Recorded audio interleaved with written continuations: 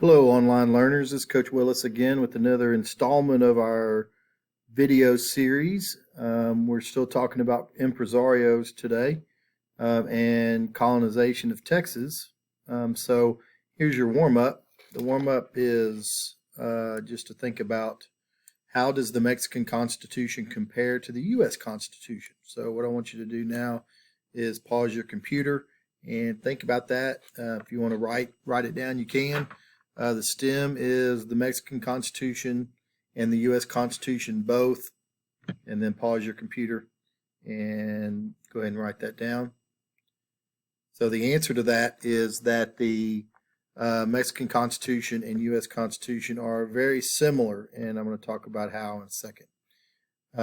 Both, whenever the Mexicans wrote their Constitution in 1824, this was the federal constitution that covered the entire government. They set up a representative government just like the United States. One of their differences is that they restricted the right to freedom of religion. Not everybody got freedom of religion like we do in our First Amendment. These guys decided that they wanted to make Catholicism the state religion of Mexico, and so everybody had to be Catholic. So some other things that went along with the Constitution of 1824 that was kind of like the U.S. Constitution is that they had both a vice president and a president. They had a bicameral Congress, which is the House of Representatives and the Senate. Theirs is called something different, but that's what ours is. They do have a Supreme Court, just like we do. And they have had states draft their own constitution.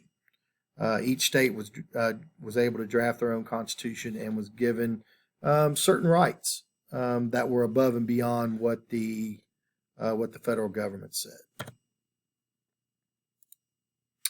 All right, so politics of the Empresario land grants. That's where we're at. So Constitution of 1824 was a document that created the state of Coahuila.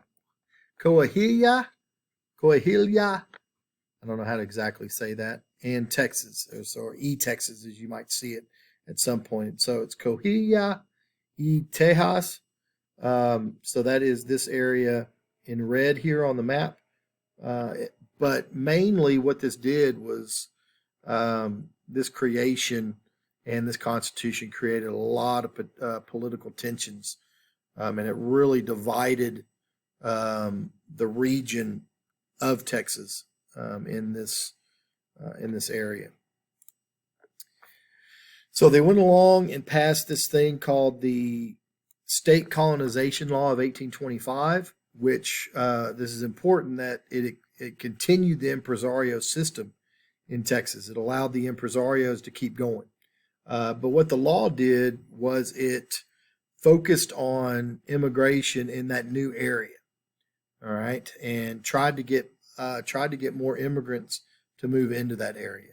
It attempted to encourage farming and ranching, stimulate commercial activity. Families could obtain a sitio, or 4,428 acres, and a labor, okay, which is 177 acres of farmland to work for free. Crazy, huh? Immigrants had to become Mexican citizens, though, and to become a Mexican citizen, you had to promise to observe Catholicism. Okay, you had to be a Catholic. You had to convert to Catholicism. But once again, this law was so vague that it did not stop the slave trade and the ownership of slaves, and that was a big issue with the Mexican government. The Mexican government did not like slavery. But the people that moved into Texas who were farming from places like Georgia and South Carolina, in Mississippi, they needed slaves. And so this is another area of contention between the two groups, between the settlers and the Mexican government.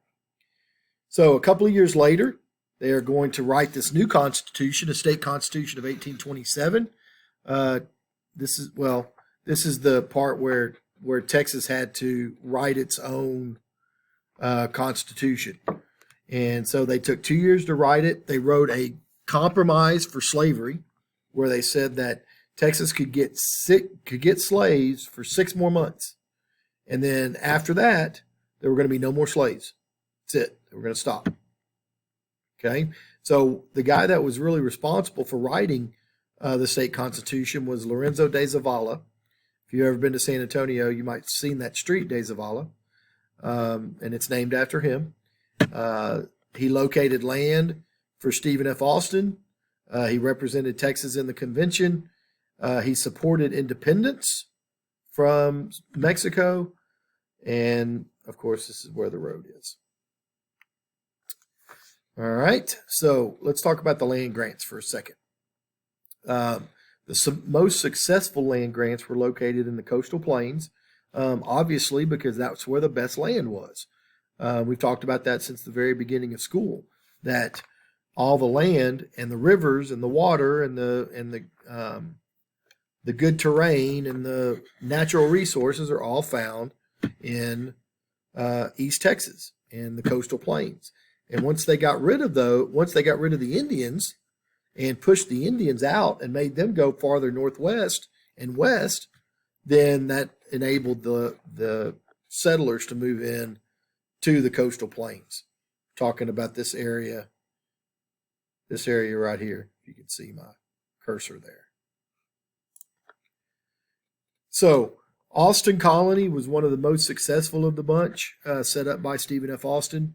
And some of the things that they did was they really had to adapt to the climate, and because it was pretty tough on them.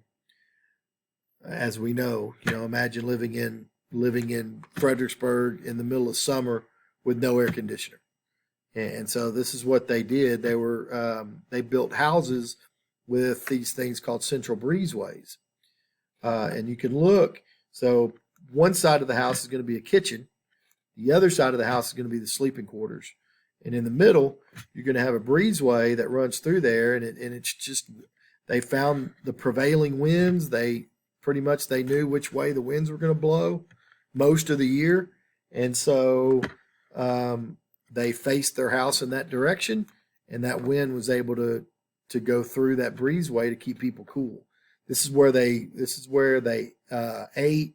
This is where they hung out in the evenings, those kind of things. Whenever the weather was good, because it was able to provide almost this natural air conditioner. So let's look at our timeline here of kind of what's been going on, just to kind of summarize. So we have Moses Austin, who goes down to Mexico and goes down to Mexico City, and in 1820 he gets permission from Spain to become an impresario and start giving out land. Problem is he dies and he doesn't get to follow through.